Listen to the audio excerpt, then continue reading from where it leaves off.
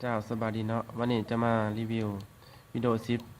สามารถเล่นโปรแกรมคาราโอเกะได้แล้วเนาะทาง MV ภาพและเสียงเนาะวิดีโอซิปที่เขาจะใส่เนี่ยก็เป็นวิดีโอซิปโปรเนาะเป็น64 บิตเนาะ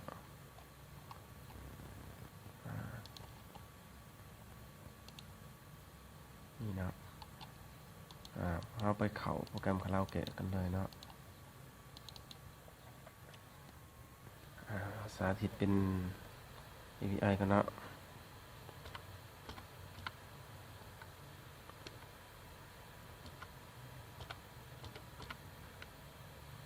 ครับ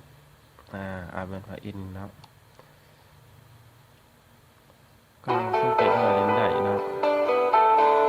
เล่นต่างๆสมัครเล่นได้เหมือนเดิม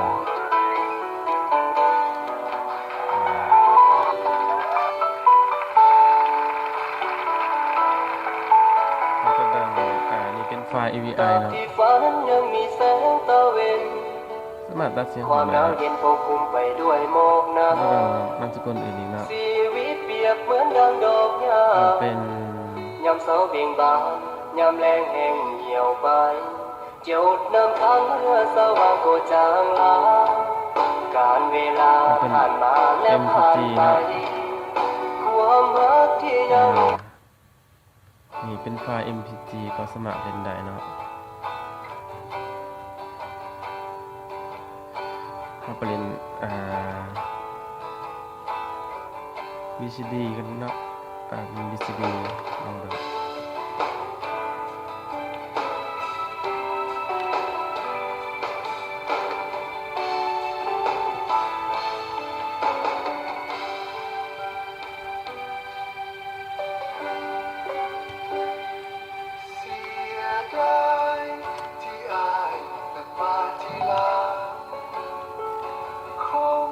MPG ก็เล่นได้เนาะถ้าไปเล่น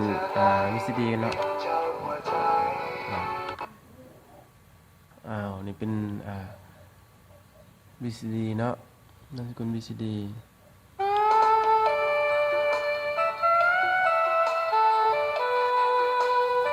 สังเกตว่า VCD ก็สามารถเล่นได้เนาะWMV เนาะ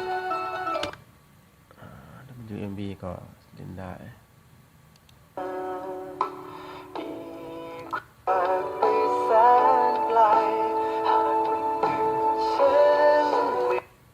ส่วนนกเล่นต่างๆก็เล่นได้เหมือนเคยเนาะเหมือนเดิมเนาะ